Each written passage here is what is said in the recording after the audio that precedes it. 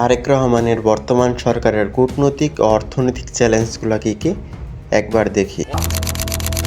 ঢাকার প্রশাসনিক ভবনগুলোর বেশিরভাগ আলো নিভে গেছে, কিন্তু কয়েকটি কক্ষে এখনো আলো জ্বলছে। ফাইলের পর ফাইল খুলে বসে আছে কর্মকর্তারা, কারণ বাংলাদেশের সামনে এখন শুধু একটি সিদ্ধান্ত নয়, একসাথে অনেকগুলো সিদ্ধান্ত দাঁড়িয়ে আছে। একদিকে অর্থনীতি, অন্যদিকে কূটনীতি, একদিকে বৈদেশিক বিনিয়োগ, অন্যদিকে আঞ্চলিক নিরাপত্তা। আর এই প্রতিটি সিদ্ধান্ত আগামী 10 বছরে বাংলাদেশকে বদলে দিতে পারে। কিন্তু প্রশ্ন হলো, বর্তমান সরকার কি সত্যিই একটি নতুন কৌশলের পথে হাঁটছে, নাকি এটি কেবল পরিবর্তিত বৈশ্বিক বাস্তবতার সঙ্গে খাপ খাইয়ে নেওয়ার চেষ্টা? চ্যাপ্টার 1, বদলে যাওয়া বিশ্ব, বদলে যাওয়া বাংলাদেশ। আজকের পৃথিবী আর 5 বছর আগের মতো নেই। রাশিয়া ইউক্রেন যুদ্ধ বিশ্ববাজারে জ্বালানির দাম বাড়িয়েছে। ইসরায়েল, আমেরিকা ও ইরানের যুদ্ধেও বৈশ্বিক বাজারে জ্বালানির দাম বৃদ্ধি পেয়েছে।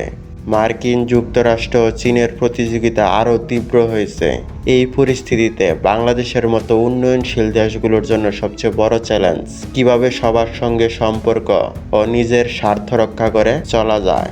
কিন্তু এখানেই গল্পের মোড় ঘুরে যায়, কারণ শুধু আন্তর্জাতিক পরিস্থিতি নয়, বাংলাদেশের ভেতরেও কূটনৈতিক চাপ নীতি নির্ধারকদের কঠিন সিদ্ধান্ত নিতে বাধ্য করছে।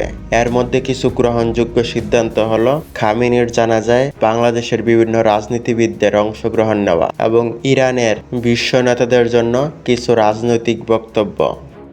বাংলাদেশের অর্থনীতির বাস্তবতা কি?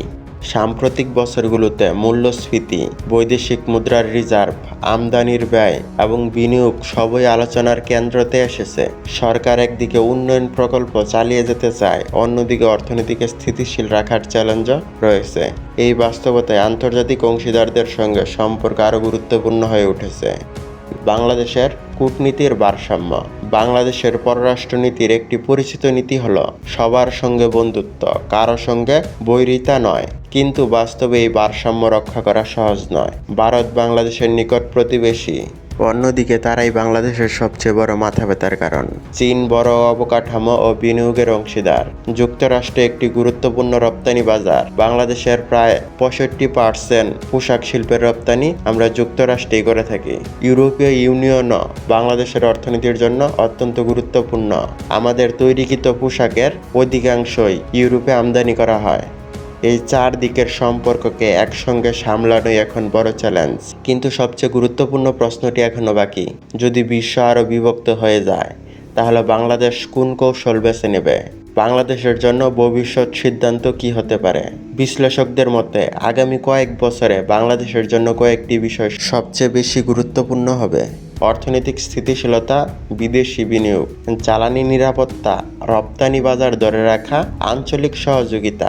এই সিদ্ধান্তগুলো শুধু বর্তমান নয়, ভবিষ্যৎ প্রজন্মের উপরও প্রভাব ফেলতে পারে। শেষ অংশ।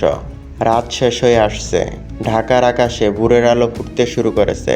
রাষ্ট্রের সামনে থাকা প্রশ্নগুলো কিন্তু এখনো রয়ে গেছে। একটি দেশের শক্তি শুধু তার অর্থনীতি নয়, শুধু তার সেনাবাহিনীও নয়, বরং সঠিক সময়ে সঠিক সিদ্ধান্ত নেওয়ার সক্ষমতাই একটি রাষ্ট্রের সবচেয়ে বড় শক্তিশালী হাতিয়ার। প্রশ্ন হলো, বাংলাদেশ কি পরিবর্তনশীল বিশ্বে নিজের ভারসাম্য ধরে রাখতে পারবে, নাকি বিশ্ব রাজনীতির নতুন বাস্তবতা তাকে আরও কঠিন সিদ্ধান্ত নিতে বাধ্য করবে? সময়ের উত্তর সময়ই দেবে।